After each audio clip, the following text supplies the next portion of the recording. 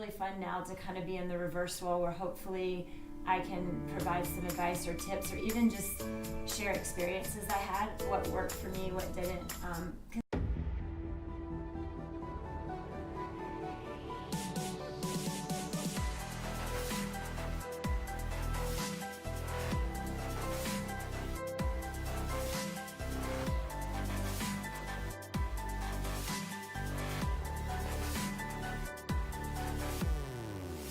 Good morning. We're here again, Carolina Structural Restoration Therapy. I've got a great guest today.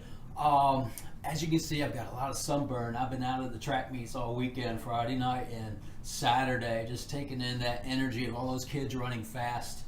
But I've got a great person here, a good friend of mine, Kelly Can't Cook, is like I like to call her. Is that right? Yes, or cook hint, whatever. Yeah. So anyway, Kelly's got a tremendous background from being a track star for high school in Georgia. Then she went on to NC State, also ran in Arkansas, had a fabulous pro triathlon career back in the day. What years were those? Triathlon was probably 2000 to 2004. Yeah. So.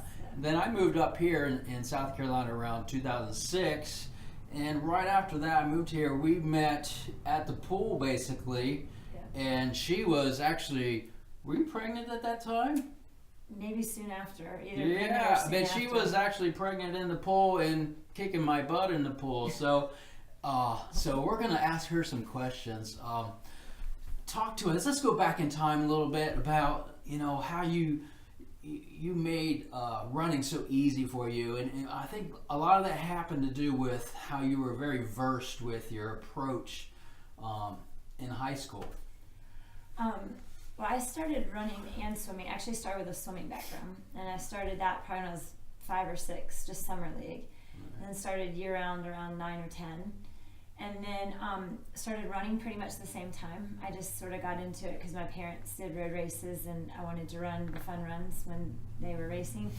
But I was really fortunate because I had some coaches early that recognized bringing kids along slowly and not pushing or doing too much too soon. So they always encouraged me to keep swimming and to just play and have fun and still be a kid. And I did run, but it was a lot of low mileage, not very high mileage, not a ton of racing, some racing, but not over, I guess I wouldn't call it over racing from a young age.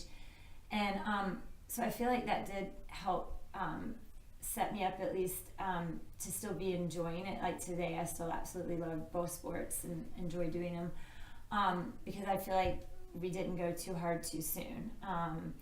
And so by the time I got to middle school and high school, I'd already been running and swimming for a long time, but it wasn't very much. Like I said, my mileage was really low, and I continued that all the way through high school before I got to college.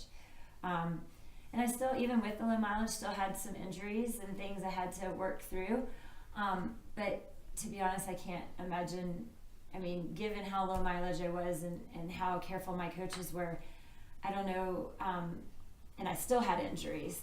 I can't imagine what would have happened had I been pushed too soon, so to speak, and done too much too soon. That's a great point to emphasize on that. What Kelly was talking about, how she used other cross-training techniques opposed to trying to, what's the word for it, specialize too early in young development years. I think there's a big misconception where we have to push kids and specialize and be spot on at a very young age, which I think we need to let that process unfold and unwind, because some kids, if they don't have the passion or if they don't have the drive in one direction, we can't push them in that direction. We have to let them go where their drive is.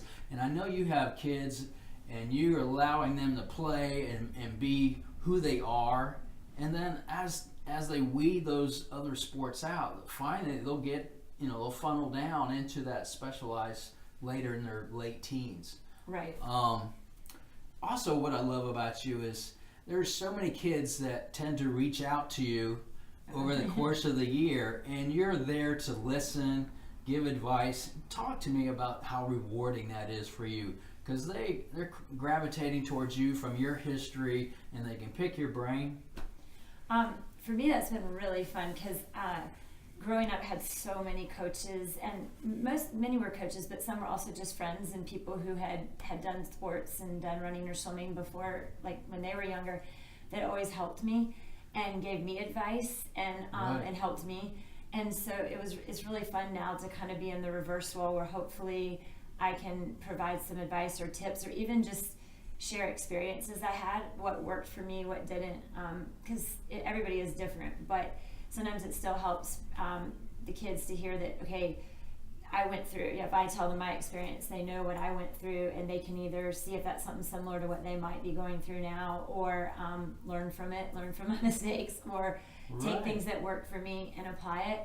And back when I was still living in Atlanta, I did some assistant coaching to high schoolers, but then when I moved here and had kids, I haven't been able to do like official coaching, but I just love it if I get a call just kind of asking, well, how did this work for you, or this race, or how did you race this race, or what kind of training, or I have people ask me, should I do another sport, should I, I'll get lots of different questions, and I just really enjoy it because for me, it gives me a chance to share things I learned and apply it and still stay involved in the sports, even though I'm not officially a coach or officially in it myself anymore. And then it's really fun to follow the kids that I have talked to, their progress, and see how they're doing in high school and college. And I just really enjoyed it, and building those relationships with them too, and friendships with them. That is so awesome. I think we all can, as we get older in our years, me, pushing 60 very soon, that, I just feel the need to like speak up and help where I can, even though it might not be what they want to hear. It's just like when I was a young teenager, I had those kids, those adults pushing that on me, and if they didn't do that, I wouldn't be where I am today. Exactly. Yeah. Because like I said, I had so many people that were helpful and took the time to do it, and many of them, like we were talking about, for free. Just did it out of their own good heart, wanted to help, and so I feel like that's a good way. If now I can do that to sort of give back as well, or hopefully. Yeah. So it's been really, really good. And one more thing I was going to say about the doing more than one sport when we were talking earlier is I felt for me, and you can even do more than two. I just had the two, the swimming and the running, but for me, I thought it was really great because not only did the two sports help each other and complement each other, but then if you were having a downtime in one sport, it sort of gave you an emotional boost because you might be doing really well in the other, so you weren't quite as discouraged. You had something else to focus. It made, I guess the best way to put it is it didn't make any one sport so important because it would give me something else to focus on.